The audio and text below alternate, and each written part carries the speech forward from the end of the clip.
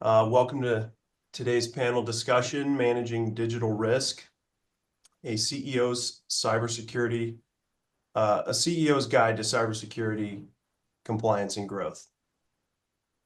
Presented by Foster Swift, Collins and Smith, Watchdog Cyber, Ottawa Kent Insurance Agency, and WebriQ. I'm Nick Stock, a business and tax lawyer with Foster Swift, Collins and Smith, and I'll be moderating. Before we start, I'd like to briefly introduce our panelists. Dan Heimler is CEO of Watchdog Cyber and will be discussing the risks that businesses face in the developing cybersecurity landscape and what business owners can do to protect their businesses from attacks and respond when they occur. James Rhoad is a risk advisor at Ottawa Kent Insurance Agency. James will be teaching us all about the vital role of cyber insurance for businesses today. Not all cyber insurance is created equal, and James will teach us how to pick the right coverage. Alex Belding is the co-founder and chief revenue officer of WebriQ, a digital experience company helping businesses create secure, high-performance websites with a modern approach. Today, Alex will discuss the intersection of cybersecurity and web design and explain why a secure, efficient digital experience is essential to protect businesses and users. My colleague, Lindsey Mead, is an associate at Foster Swift in the Lansing office. Lindsey's work covers a wide range of business and tax matters, including business planning and transactions, artificial intelligence, and cybersecurity law. Lindsey will highlight key legal and practical issues that owners should consider when thinking about cybersecurity. And Jake, if you would go to our next slide. Thank you. All right, so now let's get to our questions. Let's start with you, Alex. What are the main threats facing a business's website or digital presence today, and how can businesses defend against them? Hey, Nick, thanks for having us on the webinar. And this is an excellent question for us to kick off with, because I think a lot of businesses kind of overlook their digital front end when they're thinking about cybersecurity. So maybe some of our attendees are going, websites? Why are we talking about websites when we're talking about cybersecurity? And the reason we want to talk about websites is more for the motivation of where attackers are coming from. And do you mind advancing to the next slide real quick? I do have some things to, yeah, perfect. But, a lot of times we think about, DDoS attacks or SQL injections and malware. All of these things are scary. They affect our front end, which can affect our customers' ability to interact with our brand. They can affect the performance of the website. A DDoS attack is a direct denial of service. Basically, a ton of bogus traffic is on your website, overburdening the systems, slowing it down, and potentially crashing it. Once a website is crashed, there can be vulnerabilities exposed that the attacker can take advantage of. SQL injections are about injecting malicious code into the database of a website. They can then kind of watch all of your traffic. This is if you've ever been on a website where it said, look out, there's malware known, you might be infected by visiting a website, or you can actually have your website stolen, even sections of your website hidden and used for other nefarious activities. But the big thing to kind of think about is, why are folks interested in attacking a website? And it's really because of the infrastructure underneath a website. A website requires an operating system. There is a database, and there is a server.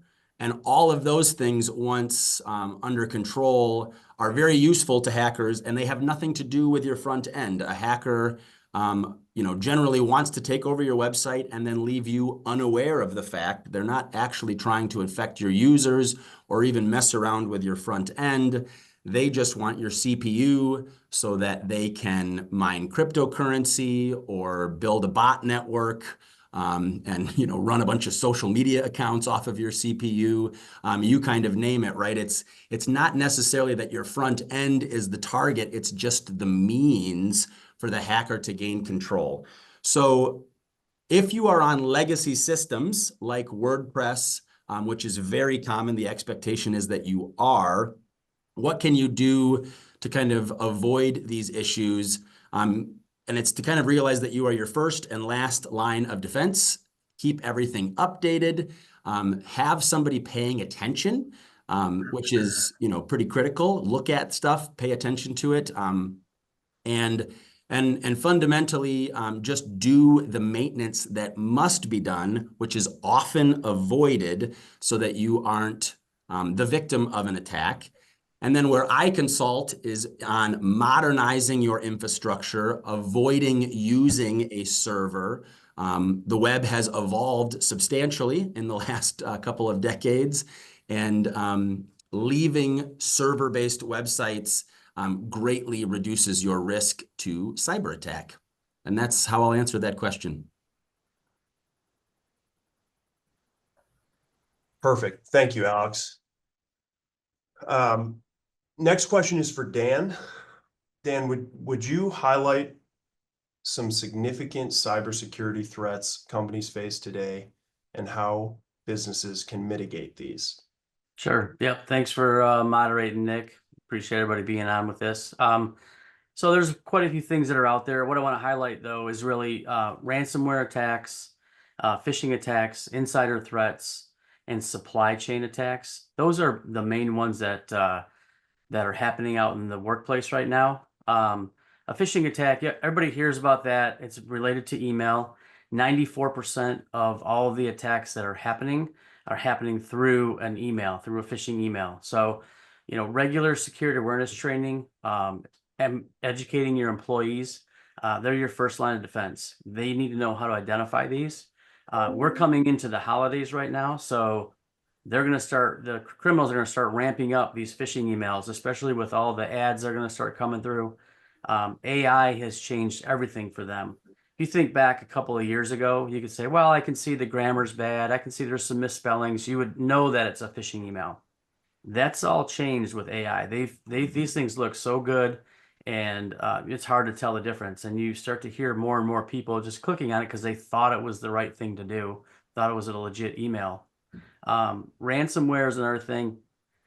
Ransomware is they just want to get paid, right? And if you looked at the stock market lately, they want to get paid in Bitcoin. Well, Bitcoin's at $90,000 a coin now. So when they start asking for 10, 20, 30, 40, 50 coins, that starts getting up there pretty high. So ransomware, you need to have endpoint protection, regularly updating your software, and actually backing up your information. We talk to a lot of companies, and they don't really have a standard backup plan.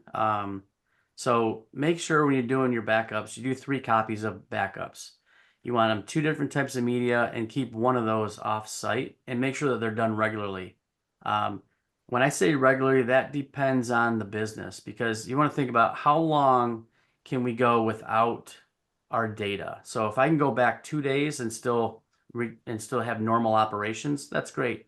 Some places are processing so much information they can't go an hour without their data. So it depends on your organization. The endpoint security piece, if you think about the movie The Matrix, so in a computer and with endpoint security software, it knows how each program works. So like with Microsoft Word, it knows the programs that are used, and what happens is there'll be a malware that will get attached to a program, and when that program's not working right, the software will detect it. So like in the movie The Matrix, when there's a glitch in the Matrix, they know that something's wrong. This software does the exact same thing. It knows that something's wrong. Updating software is a big one. Microsoft is typically the one that most people do. So if you have an IT person or IT company, they're typically doing Microsoft updates. but they aren't doing third party like Adobe, QuickBooks, or any other program that you may be using to run your business. So it's essential that you look at doing third party updates also. Insider threats.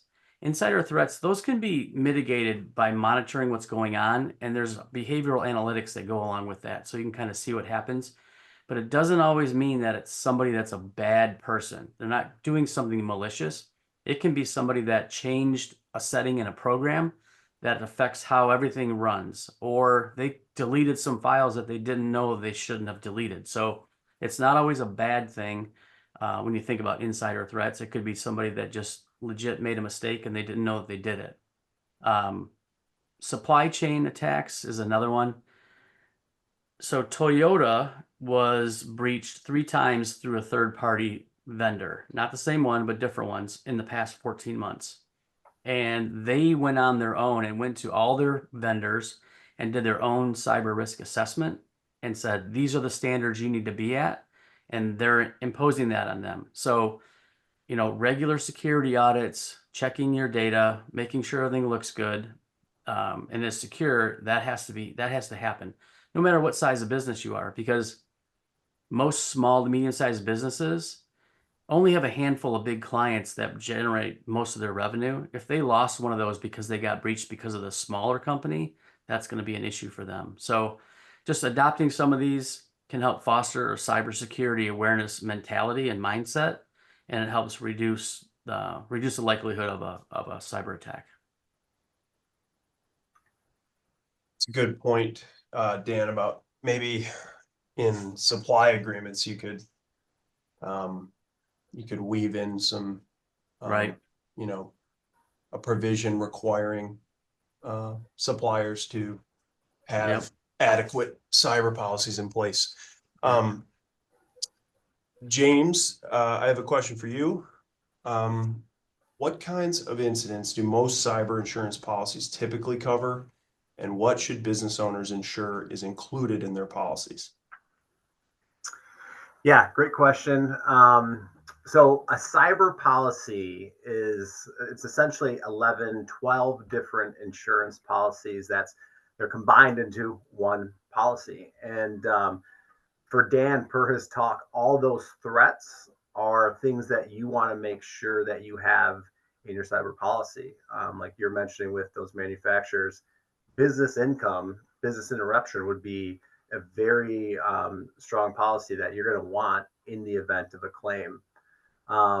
So in the basics of the policy, you want to make sure that you have proper limits and coverages. When you look at the limits, policies could either have a shared limit or they could be separate. And so if it's a shared limit, say you have $500,000 in limit, all those coverages are going to use that $500,000 limit versus separate limits. So I recommend you make sure you have separate limits per each of your coverages. And you can hit the next slide too, because there's a couple breakdowns.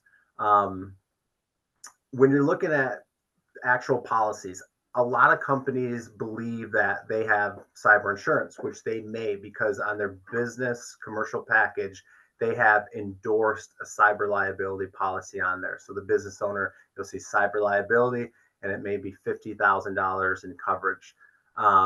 The challenge with that is there's not a lot of coverage for that, and there can be sublimited amounts. So what I find on endorsed policies, like Dan had said, ransomware is one of the most common threats and breaches. They will exclude ransomware, or they'll sublimit those amounts. So they'll sublimit your data defense and restoration. They'll sublimit notifications to $10,000. Whereas a standalone policy is a policy that you can buy separate from your commercial package. And with that, you can customize anything you want. So, remember your insurance policy, it's a legal agreement from you and that insurance company. We are taking your risk, transferring that to the insurance company. The insurance company is looking at your risk and saying, okay, we'll cover this for this amount of premium. And if you agree, then that's where the transfer of risk is happening. And so you're able to actually look and customize what you want. And the strongest policy you're going to have is going to be the standalone policy. So also you want to make sure that you have coverage for first and third party coverages.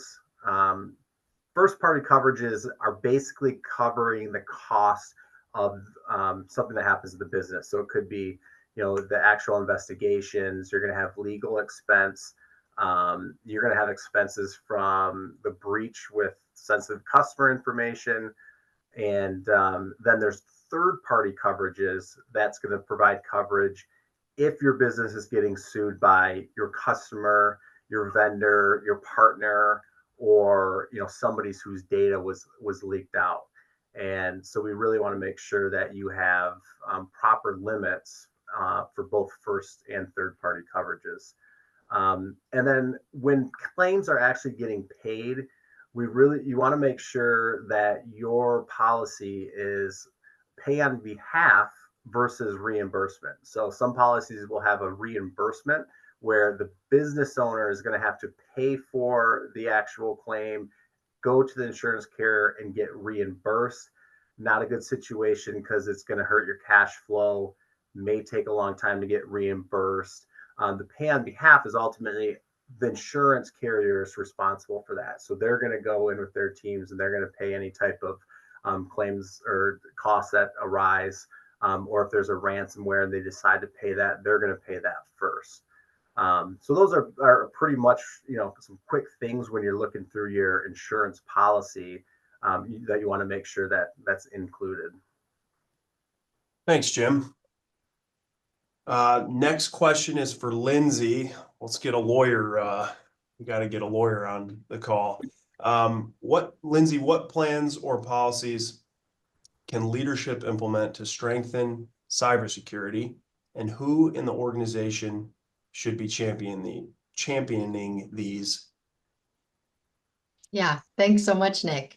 So 2 internal policies an organization can generate related to cybersecurity is a cybersecurity policy, or also known as an information security policy, and an AI use policy. So the reality with these is understanding that people and our employees are often the weakest link when it comes to security risks, and establishing some type of guidance for your employees' use of your software and how to manage your data is a really key way to avoid an incident from occurring.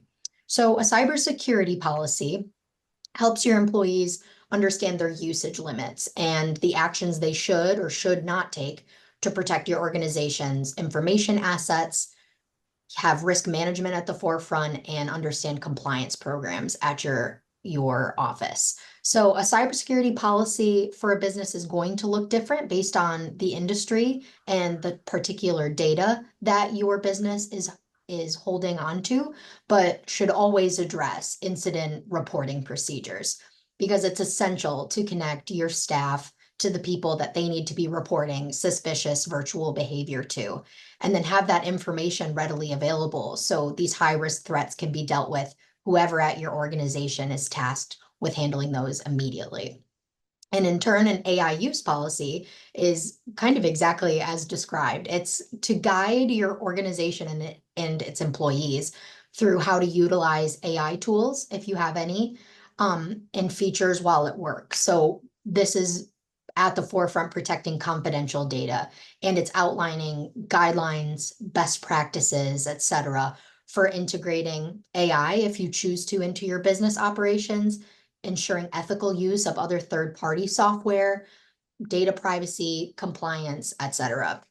But these policies, even though they're internal, they can also be shared with any third parties you end up working alongside, and ensuring that they too meet your data protection standards.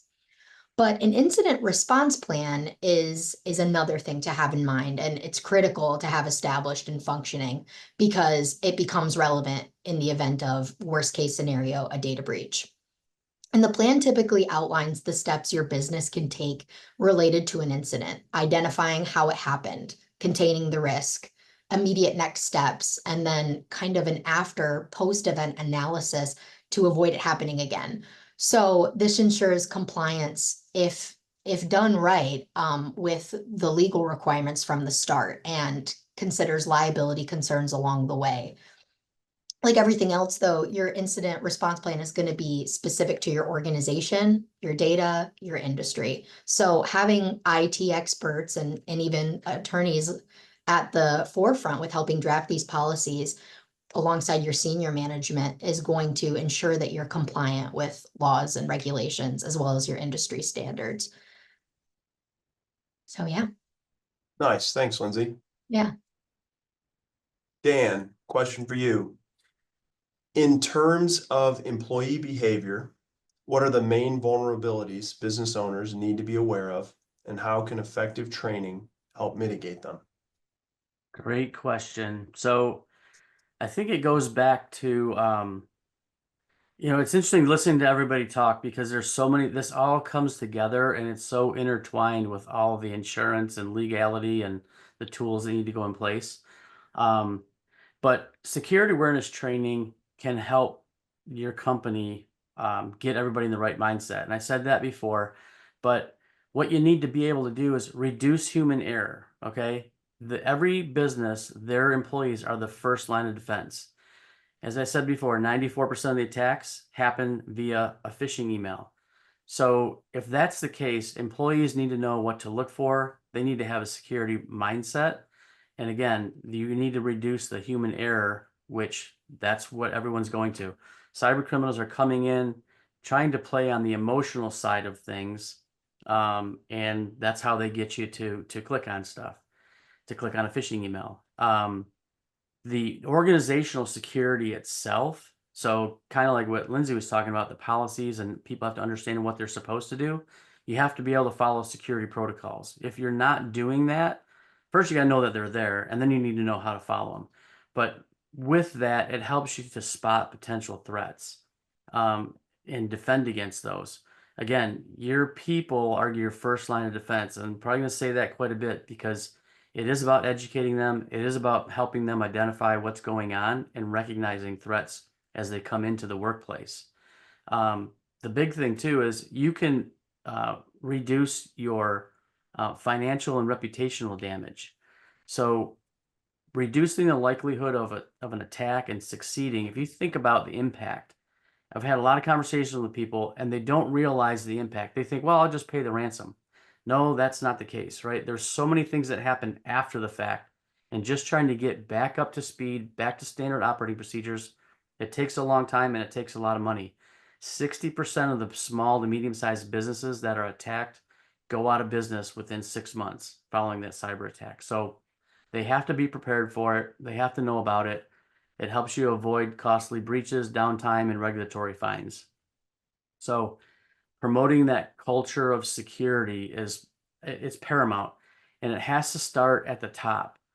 It can't be the IT person telling everybody, here's some training, you got to do this, and there's no consequences. I'm not saying you need to fire anybody or do anything like that, but employees need to see leadership leading and doing this phishing simulations, doing the cybersecurity awareness training.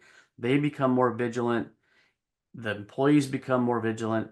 Plus, what they're learning is also going to help them protect their personal lives. So not only just their business lives, but their personal lives, and it gives them a security first mindset. Keeping pace with evolving threats. There's over 100,000 new malware threats being ingested into the world, and when you think about antivirus knows known threats. It doesn't know threats that are being made up today. So that's where updating comes into play. It comes into having more than just antivirus, watching what's going on. And that's where patching comes in, right? Updating your software and patching it. It's a whole mindset, and there's a whole process to it. And it's interesting too, the last thing I'll say on this is what we're all talking about. We're not talking about IT.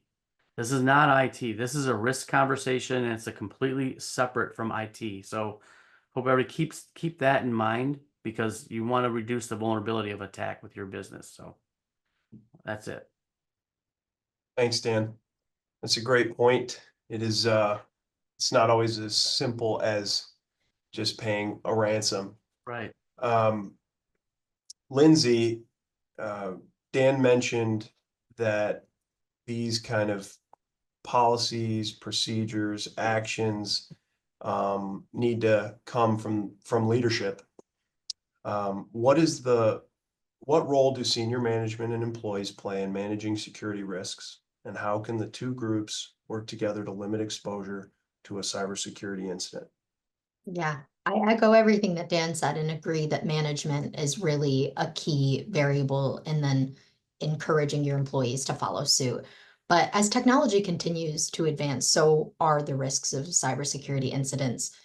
Dan talked about earlier, hackers becoming more sophisticated with AI, et cetera. So many organizations have been encouraging their senior management and board of directors to tackle cybersecurity issues at the forefront.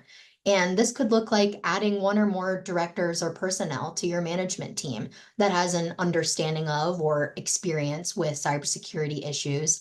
And by designating a person as part of your management team to respond to data breaches or be the point person in these incidents, or working with your specialized IT team to address these matters, it can ensure that both your IT team and your management continue to communicate and understand one another and are on the same path while tackling a cybersecurity event.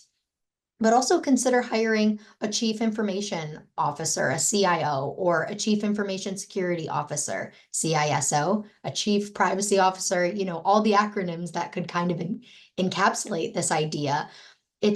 The thought is having some type of experienced professional working alongside your other technology professionals at your organization to really manage cybersecurity risk.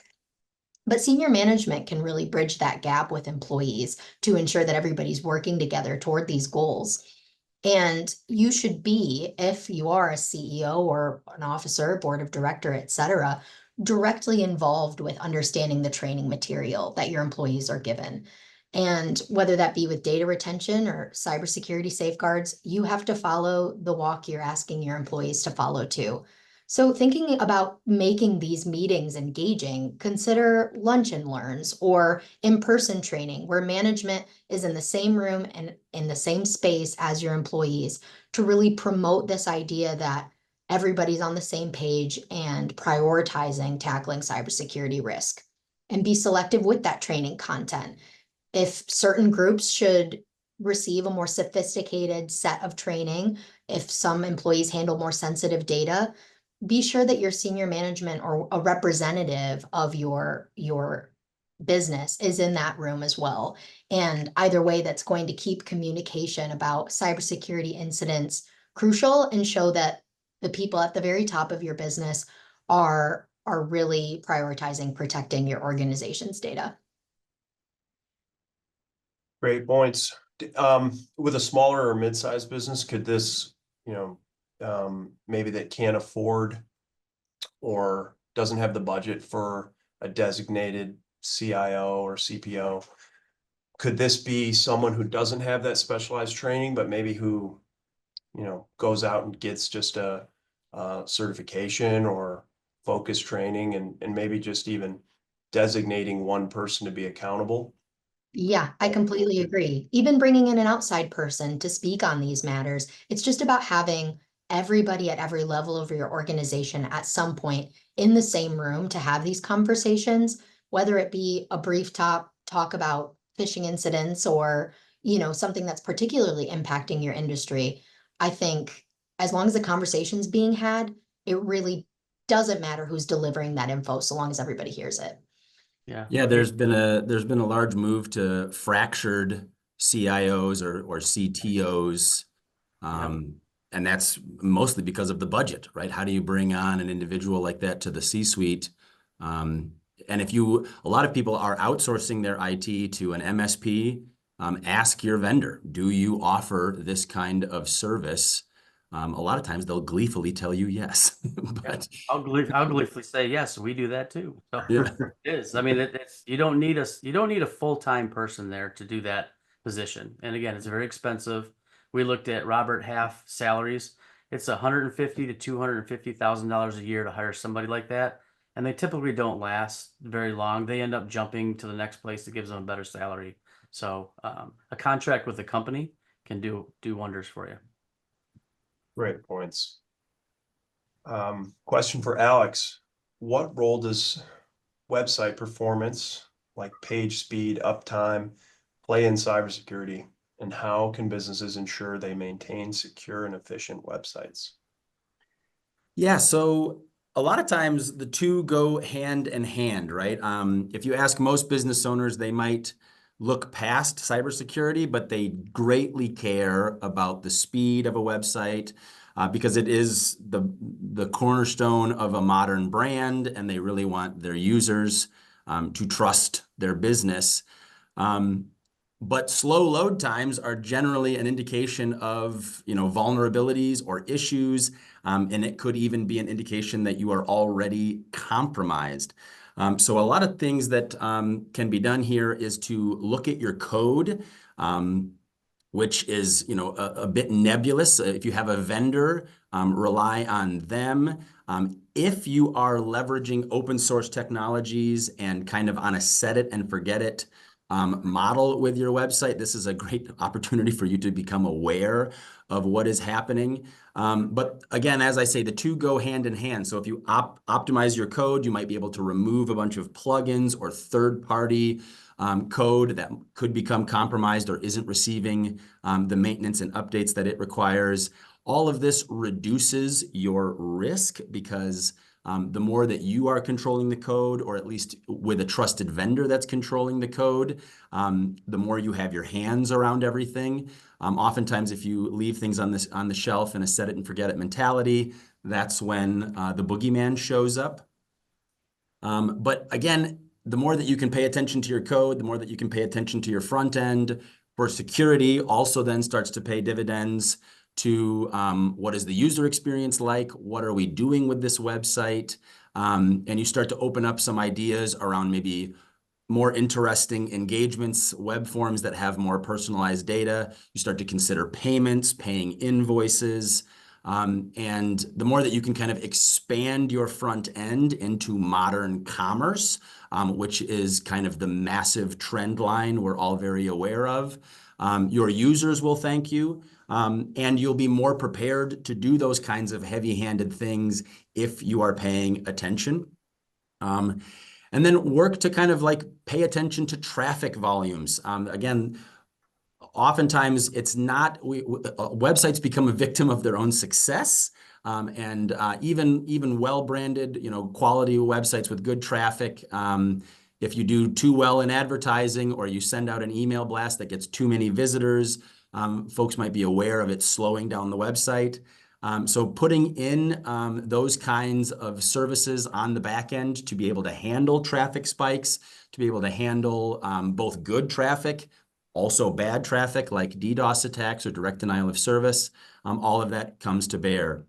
And then Kim, I saw you posted a question in chat, and I can speak a little bit about how leaving servers can help both for security and performance. As it relates to just websites. That conversation could be had in other topics here on the call. But the best analogy I have, and your question, if those aren't aware, is why is cloud-based considered more secure than server-based? When a website is concerned, we're talking about pets and cattle. This is the best analogy I've ever come up with to explain it. But a server is a pet. You have to hand feed it. It is unique. If it gets old, it gets really hard to teach new tricks. And if it gets hurt, your whole family is heartbroken, right? It's priceless. Whereas once you are in a cloud-based environment, that is a system built for failure. It is a herd of cattle. Your costs of maintaining it scale quite nicely. You can adapt. You can go from a dairy farm to a grass-fed beef farm, right? You have a lot more control over your systems. And there are other people at your behest that can really come in and help you. You're not dealing with a unique pet that is just much more difficult to manage and control and grow with. So that's my quick analogy for as far as websites are concerned. But again, leaving servers and moving to the cloud, you can get a ton more performance, making your users happier, and you can greatly mitigate your risk of attack because you're not dealing with an operating system in the basement. You're cloud native, so to speak. And if you have further questions on that, feel free to reach out after the webinar. And I can spew more technobabble at you. But that's my quick answer for why performance and security are often linked, right? If we care about one, we usually are benefiting the other. Okay. So I'm gonna, yeah, I was gonna make a bad joke about having cattle as pets, but I will move on. There is a guy on Instagram that eats cereal with a cow all the time. Question for Dan. How should businesses approach securing cloud-based services, especially with remote work increasing? Okay. It kind of plays into what Alex sort of just chimed in about. Yeah, Kim, we owe you a commission. You're Yeah, right. Going right along with the program. Securing these environments to prevent a data breach, you do alleviate some of that off of yourself, kind of like what Alex was talking about. But there's other risks that come into play with that. And you have to make sure, one, that things are set up and configured properly. So you should be doing regular audit and checking the configuration of those services just to make sure they're right. The permissions, the access controls, making sure that your sensitive data is encrypted, right? It's a shared software responsibility. It's called shared software responsibility when you go to the cloud. So even people think, well, I'm using Microsoft, it's in the cloud. If you look at their T's and C's, there's a paragraph in there that says you are responsible for your data. They're not responsible for it. So you should be backing it up. You should be making sure that it's safe and secure. You're just using their computer to put that information in. They're not responsible for it. So make sure you're looking at anybody that you're doing business with where you're putting your information. And there's a lot of companies that have online applications that you can use. So the other thing is strong access controls. So you got to make it still a little bit tough to get in there, right? Adopting strong identity and access management practices is a big one. That falls back into the policies, having a policy for that, making sure that people know how they should be logging in, what they should be doing, turning on multi-factor authentication. This should be done on every single site you can do it. Because if your credentials get compromised and they go out on the dark web, once somebody gets your username and password, cyber criminals will try to chunk that in, and they'll try every single site they can. And they've got software that do this. They're not doing it by hand. So they'll check investment sites, banking sites, anything with that combination. So if you have a multi-factor authentication turned on, you're going to get a code into an authentication app. If you get that and you're not logging in, you know that someone's got your credentials. You need to go to that website and change your password to that site. The other thing is least privilege policy. Lindsey touched on this a little while ago. Only giving access to people to the information they should be able to access, right? Not having the warehouse person being able to go in and look at the accounts payable, accounts receivable, or HR information. They don't need access to all that stuff. They just need access to what they need for their job, and it should be limited to that. As far as data goes, you can encrypt data, and you should encrypt it. You should encrypt it at rest and in transit. Too many employees are using credentials, business credentials, for personal websites, and there should be a policy for that also. What kind of information are they sending via email from work to a personal site? They're doing personal business on business time. And I'm sure nobody on this call has that happening, but there are companies out there doing that and people doing that. Just always the remote worker part of this is they're on the same network that the kids are playing Xbox and all this stuff. You have to be able to secure that. There's ways to do that. A VPN is one way of doing it. There are also follow me firewalls that can be added to laptops that can do that. But there is another level of security that should be added to those devices that people are using to do work remotely. The last thing I'll just say is, conducting those security audits, a business should be also doing a penetration testing, having somebody act like a criminal to try to go in and identify vulnerabilities, and find those gaps and exploit them, and then also have a roadmap to be able to get those fixed. So you should be talking to a cybersecurity company to do that. Once you start doing this, you start to ensure the security of your data and your systems, and that's first and foremost. But cloud security, it's an ongoing process. You have to continually monitor it and pay attention to it, because it's not, I think we've said it before, I heard Alex say, I think this is not a set it and forget it strategy. You have to stay on top of it. Thank you, Dan. Alex, I think you touched on this a little bit, but I think now the question is more balancing content with security as opposed to speed and security. But how can businesses approach securing cloud-based services? Well, this is not a question I have a prepared answer for. So that's, yeah, I think our slides might have, I think maybe we got our wires crossed, but what about this question? How can businesses balance creating engaging web experiences while ensuring robust security for users and customers? Do you have a that I am prepared to answer. Okay. Yeah, and as I was kind of saying on the last question, and these are maybe the same question, just asked different ways. But a lot of times businesses rely on a lot of open source technology, and they really put their front end out onto either freelancers or marketing agencies.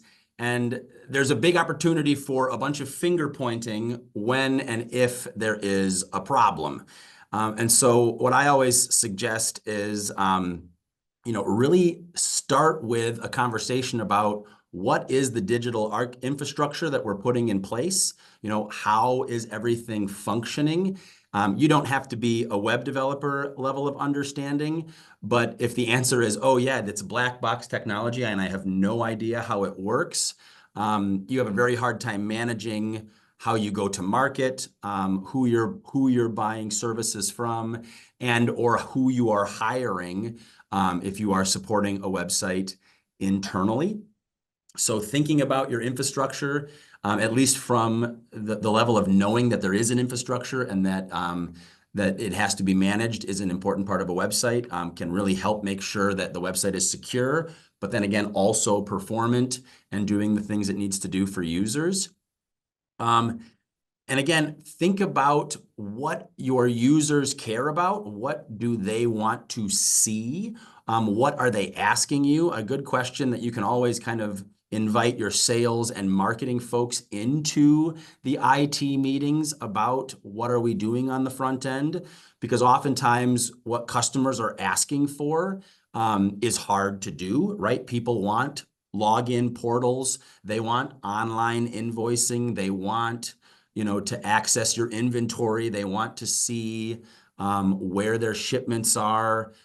They want to, they want a lot of access. That's hard to do if you're not bringing in your IT and your marketing and your sales individuals and having conversations about that.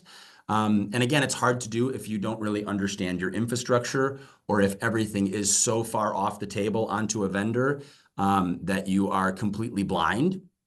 And at the end of the day, though, it is about kind of leveraging both, hey, like we don't want to overextend ourselves and rely on low code, no code plugins from a freelancer that we don't really have much recourse with. If we don't have the budgets to create these experiences, it's better to kind of just create simple content-based websites and not put a lot of user experience out there. It can still be quality engaging, right? Content doesn't get hacked. Pictures and words aren't going to hurt your brand. They are going to educate your users.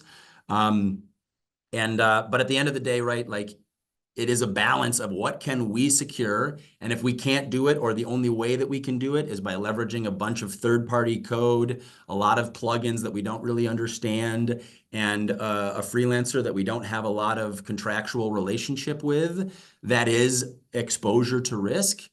So the other question that I always kind of put in front of business owners when we're talking about digital experience and security, is the grass is greener where you water it. If there isn't a budget for this yet, it's not going to magically manifest. So either cut it from the budget and reduce the complexity of your website, and just make it more simple. Or yes, we are going after digital user experience. We have to secure it, and we need to have appropriate budgets in order to do that. Thanks, Alex. Lindsey, this is the question that I've been looking forward to most. What are key contract provisions senior management should pay close attention to before executing contracts that consider cybersecurity at the forefront? Well, thanks, Nick. A lot of pressure if I'm the favorite question. But first, I would emphasize confidentiality provisions are going to be essential in this space. So sometimes they may not be included in a first draft with a vendor. So you certainly want to have your reviewing attorney really add in those considerations, especially if that vendor is going to be handling your data in any way. So consider if a provision that may already exist as well is keeping sensitive information protected, and who's going to be responsible in the case of an unauthorized disclosure, which ties into limitation of liability considerations. This provision is going to define the extent of financial responsibility in the event of a data breach. So for example, if that vendor fails to adequately protect the sensitive data you're giving them access to, and then a cybersecurity breach occurs, this clause is really going to allow you to limit yours or the vendor, depending on how it's drafted, liability to a specified amount. So it's reducing the risk of catastrophic financial consequences, even if that breach ends up costing a lot of money to resolve. And third, maybe less talked about, are audit rights. So I think this is potentially less common than the other two provisions in a standard contract. But if the vendor you're working with is seeking to offer you goods that are related to technology, or somehow integrating in your pre-existing tech space and offering some type of service, allowing your business to then conduct audits or assessments of that party's data is going to be allowing you to ensure compliance with your cybersecurity standards. It's going to make sure they have the protections in place that is safeguarding your sensitive and confidential information. And so I think that can often be just as valuable, if not more so, than some of our other standard contract provisions we're more comfortable with. But attorneys specialized in any type of contract review, business law, technology law, are going to be able to help you bolster those, negotiate those provisions in your contracts, and allow you to really carefully consider your business's risk exposure, depending on what that contract is dealing with and what types of goods or services your business is interested in gathering and obtaining. Nice. And confidentiality provisions is probably important to look at when you're looking at terms and conditions of a party you're dealing with, whether those are unilateral protecting them or bilateral protecting both parties, Absolutely. James, what should I'm not sure if our questions are so what should business owners look for in a cyber insurance policy? We kind of went over that, but I can go on talking about the different type of incidents that a policy is going to cover. And kind of to Lindsey's talk with contracts and servers, what I would recommend from the insurance standpoint is read all those agreements. Typically what you're going to find is they're going to have hold harmless and waiver subrogation clauses in there. That's essentially saying you can't sue Google or any third-party cloud for no matter what happens. So any information that you collect data-wise and enter, you're liable for, whether it's on your server or the cloud. And so companies with millions of data points, I would even recommend hire an attorney to decipher which data you actually own and would be responsible for. Because if we have to go and notify millions of people that there was a potential data breach, you might be on the hook for that. So a lot of times when I talk with business owners, they do have this kind of false sense of security that, hey, we're in the cloud, we don't have to worry about it. But cloud could fail. And if your business is relying on that, who would you rather go and try to get reimbursement from? Your insurance company that has coverage for that? Or are you going to try to file a lawsuit with Google or Amazon? And how long could that take to play out? So with all this, it's, we're looking at risk management. What are strategies to reduce this risk and then, transfer that to the insurance company? Nobody wants to have a data breach. We're all experts here trying to prevent that from happening. If that were to happen, what is the insurance actually going to provide? And, I'll kind of walk through some coverages here because I see a lot of claims like Dan with ransomware. So ransomware, someone hijacks your network and ultimately says you don't have access to anything. You got to pay them an X amount of money. So insurance company, if you have ransomware included, is going to cover that. But there's also data recovery and restoration costs. So if they steal your data or they, they're trying to exploit that data, they're going to have forensics go in and actually look at what data was stolen and how much and what do we need to get it back. And with that, there's legal privacy breach notifications that you have to notify everybody that there was a potential breach. So ballpark, you can think money wise, like it might be $5 per record to actually notify everybody. So if you have millions of dollars of records, when we're looking at limits and you have to notify 1 million people, well, there's $5 million gone just like that you legally have to do. And then if you need forensics to come in and actually look closer, that you're looking at like $100 a record for forensics to actually come in. So we talked earlier about betterment, improving the company. So business goes down because of a cyber-related breach, you can have business interruption coverage that's going to pay for any lost revenue until you're up and running again. And so those are kind of like first and third party coverages here. I think too, third party coverages, what you want to make sure of is cyber crime and fraud. So what you see a lot now is that there will be people, bad actors that can actually, they'll be in your email, just monitoring, waiting for a request for an invoice to get paid or something. And they can stop that email in real time, insert theirs with some different wiring instructions or bank instructions. And so you think you're paying your vendor, but the money goes somewhere else. And so the vendor comes to you and says, where's this $50,000 that you thought you paid? And unfortunately, you paid it to somebody else. So that's, some coverage that really common that happens because these bad actors are really good and sophisticated. So you really want to make sure, when you're looking at the limits and coverages that you have adequate limits. I would say for all of us, I recommend everybody meet with your IT, meet with, cybersecurity experts, meet with your insurance agents, meet with your attorneys and kind of walk through what is going to happen in the event that we come to work and the phones don't work and the computers don't work. How are you going to call? What are you going to do? Lindsey before had said, an incident response plan, which I completely recommend for anybody, because then you can say, okay, let's start here. This is what we've talked about. If you have a cyber insurance policy, legally they're obligated to pay those costs, and they have teams that are actually going to help with that and navigate that. Same with cybersecurity. And Dan, they have, if they're implementing their strategies, they're going to work with you to get this right.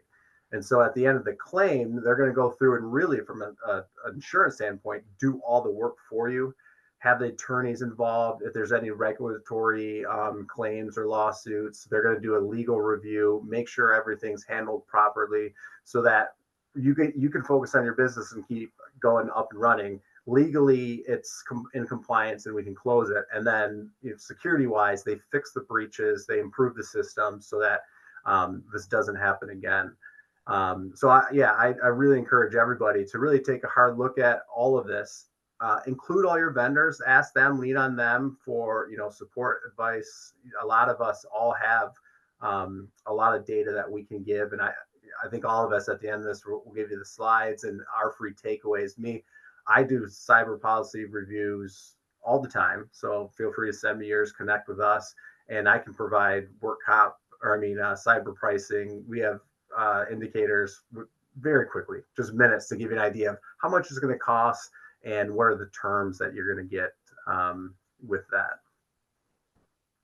So I guess, I gotta have you wrap it up, Nick, since we're kind of coming up on the hour here. Yeah, perfect. Thank you, Jim. We are out of time, so I'll just thank the panelists for their time and insights. It was definitely illuminating, and thanks to everyone who tuned in. If you have any questions after the discussion, we will circulate contact information, and feel free to reach out to the panelists.